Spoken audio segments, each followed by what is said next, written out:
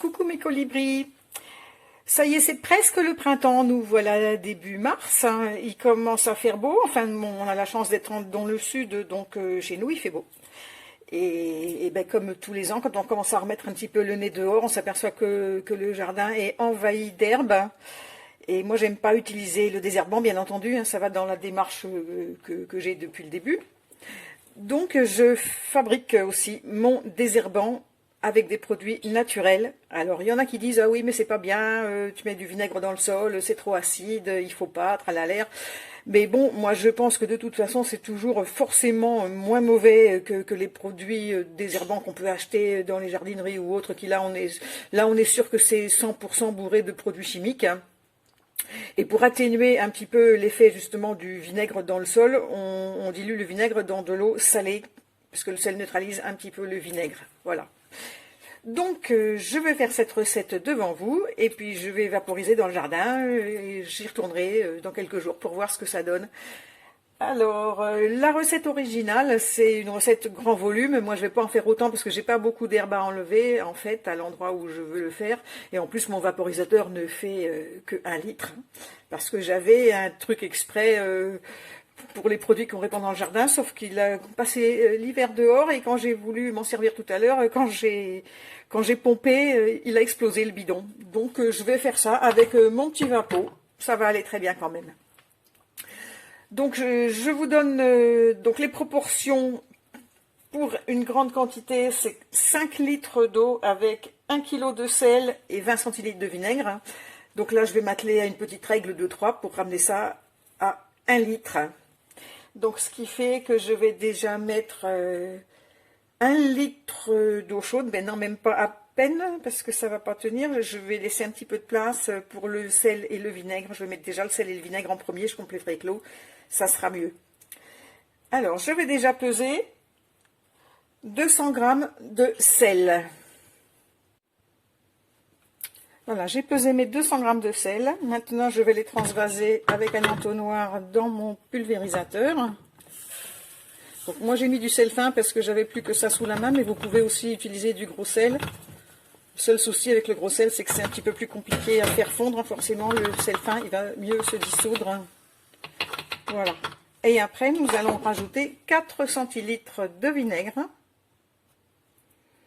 Voilà, pour mesurer mon vinaigre, moi j'ai trouvé ce petit doseur là qui est sympa aussi. Bon, par contre, il est gradué que jusqu'à 3 centilitres. Donc on va faire en 2 fois. Parce qu'apparemment, il faut bien respecter les proportions pour que ça soit efficace, justement, sans faire du mal à la nature. Voilà, là j'ai mes 4 centilitres. Et je vais venir compléter avec de l'eau chaude. Bon, inutile de faire bouillir, hein, l'eau chaude du robinet, ça suffit.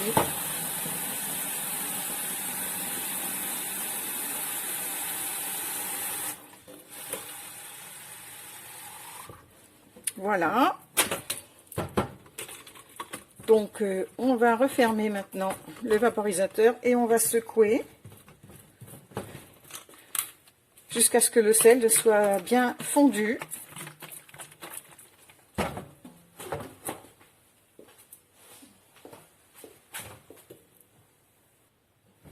Voilà, le sel est bien fondu, hein. J'en ai plus qui se dépose dans le fond.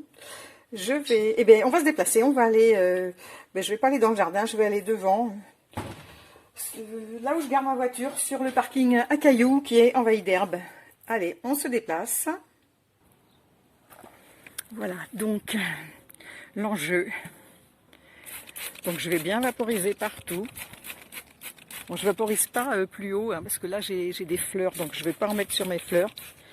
Je voudrais quand même pas faire mourir mes fleurs, mais là sur ces herbes folles là, je vais bien vaporiser partout et on viendra voir jour après jour l'effet, si l'effet escompté est atteint.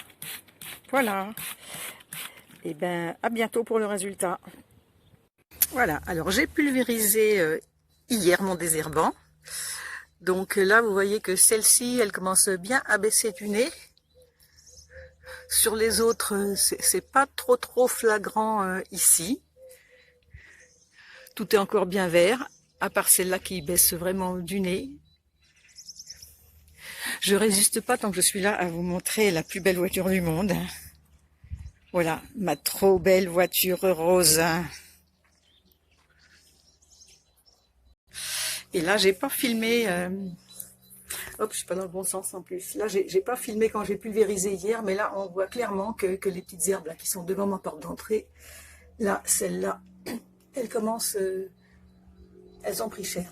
Elles commencent vraiment à mourir. Désolé les petites plantes, mais il fallait pas pousser là. Donc voilà, ça c'est le lendemain. À plus tard pour la suite. Voilà, alors là on est au deuxième jour, donc on voit bien que l'herbe elle fait moins la maline. Dans le fond il y en a moins parce que derrière j'ai désherbé à la main. Hein. Là où il y a mes plantes, je balance pas quand même ce petit mélange. Donc celle qui a commencé à mourir en premier, là c'est pratiquement fait. Le chardon là aussi. Les plus résistantes ce sont quand même les herbes normales, mais enfin on voit bien quand même que ça baisse. Et voilà, celles qui étaient devant ma porte d'entrée, c'est vrai que celles-ci, j'avais oublié de les filmer, mais elles sont pratiquement mortes. Donc ça marche. Voilà, là, ça fait 6 jours maintenant que j'ai mis mon désherbant maison. Donc l'herbe, elle a bien diminué. Il en reste encore un petit peu. Donc je pense que je vais repasser une deuxième couche. Alors, vous voyez le gros chardon là, il reste plus que le cœur, donc il faut en remettre un petit coup. Là, il y a d'autres voitures de garées en plus, mais là, sous la voiture de ma fille, on voit bien, là, celle-ci, elle est complètement sèche. Donc voilà, bon, effectivement, c'est sans doute moins violent que le Roundup, mais ça marche quand même. Là, je vais attendre encore un jour ou deux et je vais mettre vraiment sur celles qui ont résisté, ou peut-être que c'est moi qui ai mal répandu le produit aussi.